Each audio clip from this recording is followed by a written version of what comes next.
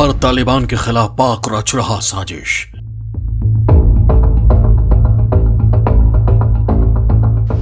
पटरी पर चल रही रिश्तों की गाड़ी को बेपटरी करने की कोशिश।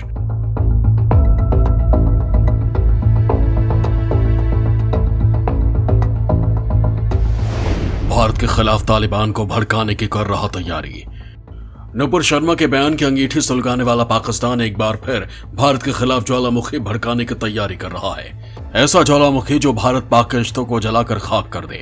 रिश्तों की टूटी हुई जिस डोर को भारत तालिबान के साथ जोड़ने की कोशिश कर रहा है वो तार तार हो जाए और अफगानिस्तान फिर से उसी गर्त में चला जाएगा जहां से भारत उसे निकालना चाह रहा है। दरअसल भारत की कोशिश कमजोर पाकिस्तान को रास नहीं आ रही है। नामाकूल दोगला मुल्क जो ठहरा, लिहाजा सोच भी तो वैसी ही होगी। अफगानिस्तान को जहन्नुम बनाने में हाथ भी तो उसी का है। तभी तो उसके प्यादे तालिबान के सत्ता आते ही उनकी रहनुमाई करने पहुंच गए थे। पाकिस्तान का उस वक्त हाव भाव बता रहा था कि वो तालिबान के जरिए हिंदुस्तान में आतंक फैलाना चाहता है, उसे बर्बाद करना चाहता है। लेकिन शायद वो ये भूल गया था कि उसका पाला जिससे पड़ा है वो मोदी है, जो उनसे कहीं आगे की सोचता है।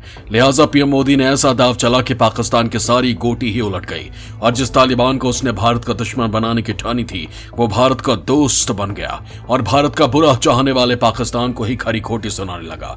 मोदी के इस चाल से पाकिस्तान बौखला गया और नई साजिश को अंजाम देने में जुट गया है और अब एक बार फिर उसने भारत के खिलाफ गहरी साजिश रची है। ऐसी साजिश जिसके बारे में आप सुनेंगे तो हैरान हो जाएंगे। आपके पैरों तले जमीन खिसक जाएगी और आपके चेहरे पर बारह बजने लगेंगे। उनसे अपने इस नापाक मंसूबों को अंजाम देने के लिए आपने प्यादे को लगा दिया है। दोस्तों, आखिर इस बार पाकिस्तान ने भारत के खिलाफ कौन सी साजिश रची है? आखिर वो इस बार क्या करने जा रहा है जिससे भारत और अफगानिस्तान दोनों को सतर्क रहने की जरूरत है? आखिर पाक की नापाक मंशा क्या है और अगर पाक अपनी मंशा में कामयाब हो गया तो क्या होगा? आज के इस वीडियो में मैं आपके इन्हीं सवालों का जवाब लेकर आया हूं जो आपके मन में चल रही सारी जठराग्नि को शांत कर देगा। लेकिन इससे पहले सबसे जरूरी बात, अगर आपने इस चैनल को अब तक सब्सक्राइब नहीं किया है तो फौरन इसे सब्सक्राइब कर लें जिससे कि आप इस चैनल पर अपलोड होने वाले वीडियो को सबसे पहले देख सकें। नाम तो बताने की जरूरत नहीं, वो तो आपके दिल में होगा। आप न्यूज नाउ को इतना प्यार जो करते हैं, आपके ऐसी प्यार ने तो हमें आज इस मुकाम पर पहुंचा दिया है। हम आपकी आवाज बन पाते हैं। तो बिना देर किए अपने पसंदीदा चैनल को लाइक और शेयर कीजिए जिससे दुनिया में घटित होने वाली किसी भी घटना की जानकारी आप तक सबसे पहले पूरे विश्लेषण के साथ पहुंच सके जो आप जानना चाहते हैं। दोस्तों, इसके साथ ही आपको हमारा ये वीडियो पसंद आया या नहीं ये भी हमें कमेंट बॉक्स में बताना ना भूलें। तो चलिए और देर न करते हुए आज का ये वीडियो शुरू करते हैं। दोस्तों, कमजोर पाकिस्तान है कि सुधरने का नाम नहीं ले रहा है। हरकत ऐसी कि कुत्ते के दुम भी शर्मा जाए, लेकिन पाकिस्तान को शर्म नहीं आती क्योंकि वो बेशर्म हो चुका है। कई बार लतियाए जाने के बाद भी वो सुधरने का नाम नहीं ले रहा है। भारत के खिलाफ साजिश रचना ही उसका एक मकसद रह गया है। लिहाजा एक बार फिर उसने अपना खुराफाती दिमाग दौड़ाया है। आखिर इस बार क्या है पाकिस्तान की साजिश, आपको बताऊंगा, लेकिन उससे पहले आपको बता देता हूं कि मुसीबत में फंसे अफगानिस्तान के लिए भारत फिर मसीहा बनकर पहुंचा है। अफगानिस्तान में भूकंप का कहर, आर्थिक संकट के बीच मानवीय त्रासदी, लाखों अफगानियों के जीवन में आया ज़लज़ला। दोस्तों, जैसा कि आप जानते हैं कि अफगानिस्तान पहले से भी भीषण आर्थिक संकट, भुखमरी और मानवीय त्रासदी से गुजर रहा है। इनके बीच भयानक भूकंप ने सालों से युद्धग्रस्त रहे इस देश को एक और ऐसा दर्द दिया है जो भयानक है। अफगानिस्तान में आए भूकंप ने अफगानों के सर से छत छीन ली है और उन्हें खुले आसमान के नीचे लाकर खड़ा कर दिया है।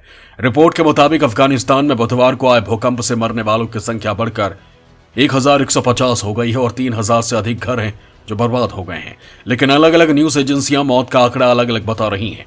आंकड़ा जो भी हो, लेकिन प्रकृति ने बर्बादी की जो लीला अफगानिस्तान में खेली है वो भयावह है। दोस्तों, आलम यह है कि तालिबान शासित अफगानिस्तान के अधिक दूर दराज इलाकों में गांवों तक पहुंचना मुश्किल हो गया है। बताया जा रहा है कि अफगानिस्तान का पूर्वी जिला पत्तिका इसमें सबसे ज्यादा प्रभावित हुआ है और यहां मरने वालों की संख्या सैकड़ों में है। स्पीरा जिले के गयान में कम से कम 1000 घर क्षतिग्रस्त हो गए हैं और 800 अन्य मलबे में दब गए हैं। पिछले 20 सालों में अफगानिस्तान में आया यह सबसे घातक भूकंप था जिसने लाखों लोगों की जिंदगी को गहरा झटका दिया है। दोस्तों, भूकंप की वजह से अफगानिस्तान में संचार तंत्र बुरी तरह से प्रभावित हुआ है, जिससे दूर दराज के इलाकों से संपर्क साधना और भी ज्यादा मुश्किल हो रहा है। कई शहरों में बिजली व्यवस्था ध्वस्त हो चुकी है, लिहाजा हर तरफ अंधेरा ही अंधेरा है।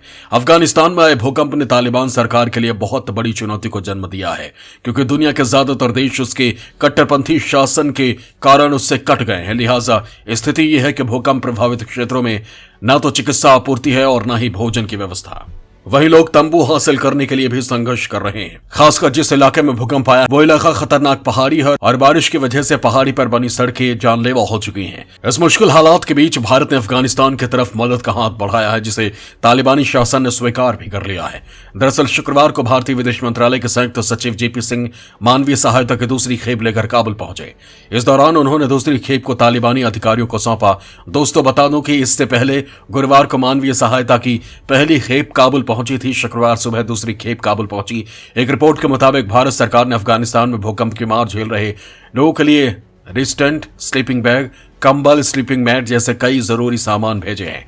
ये सामान उन जरूरी लोगों तक पहुंचाए जाएंगे जो भूकंपग्रस्त इलाकों में फंसे हुए हैं और उन तक कोई सुविधा नहीं पहुंच पा रही है। इसके साथ ही भारत ने अफगानिस्तान में मानवीय सहायता जारी रखने के लिए अपनी तकनीकी टीम भी वहां भेज दी है, जिसका तालिबान ने स्वागत किया है। भारत के इस कदम को देखते हुए जर्मनी, नॉर्वे और जापान भी अफगानिस्तान की मदद के लिए मैदान में उतर गए हैं। जर्मनी, नॉर्वे समेत कई देशों ने कहा है कि वो अफगानिस्तान में मानवीय सहायता भेजेंगे, लेकिन केवल संयुक्त राष्ट्र एजेंसियों के माध्यम से, न कि तालिबान के जरिए। जापान ने तुरंत समर्थन की योजना बनाई है। यूरोपीय आयोग ने कहा कि 1 मिलियन यूरो देगा। इधर मानवीय सहायता लेकर ईरान और कतर के विमान पहुंच चुके हैं। ये सब भारत की ही कोशिशों का नतीजा है। तालिबान को इतनी मदद पहुंचने लगी है। दोस्तों, आपको बता दूं कि इससे पहले अफगानिस्तान में साल 1998 में भीषण भूकंप आया था, जिसमें करीब 5000 लोगों की मौत हुई थी। दोस्तों, सवाल ये उठता है कि आखिर जब भारत तालिबान की इतनी मदद कर रहा है तो फिर किसे इसे लेकर चुल मची है? तो दोस्तों, वो मुल्क है पाकिस्तान, जिसे भारत का तालिबान को मदद करना पसंद नहीं आ रहा। लिहाजा उसने फिर से साजिशों का ताना बाना बुनना शुरू कर दिया है। यहां सवाल फिर उठता है कि आखिर इस बार पाकिस्तान कौन सी चाल चलने जा रहा है? भारत के खिलाफ फिर पाकिस्तान ने बुना जाल, तालिबान से रिश्तों की गाड़ी बेपटरी करने की कवायद। दोस्तों, भारत पड़ोसी देश अफगानिस्तान के साथ अपने रिश्तों को सुधारने की दिशा में काम कर रहा है। वहीं दूसरी तरफ पाकिस्तान अपने नापाक करतूतों को अंजाम तक पहुंचाने के लिए जी जान से लगा हुआ है। जानकारी के मुताबिक पाकिस्तान ने विदेशों में अपने राजनयिक मिशनों को भारत और इस्लामिक अमीरात के बीच कथित विरोधाभास को हवा देने के लिए निर्देश दिया है।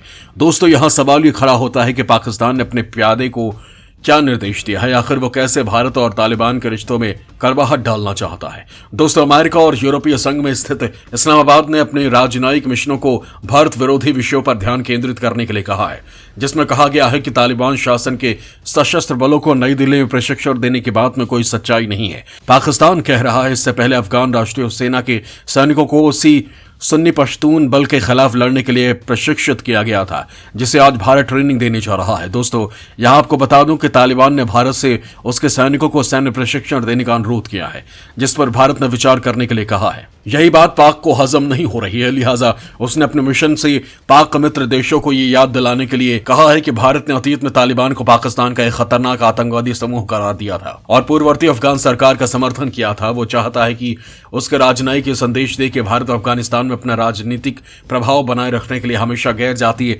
पश्तून नेताओं पर निर्भर है। बता दें कि भारत और अफगानिस्तान के बीच के संबंध काफी अच्छे रहे हैं।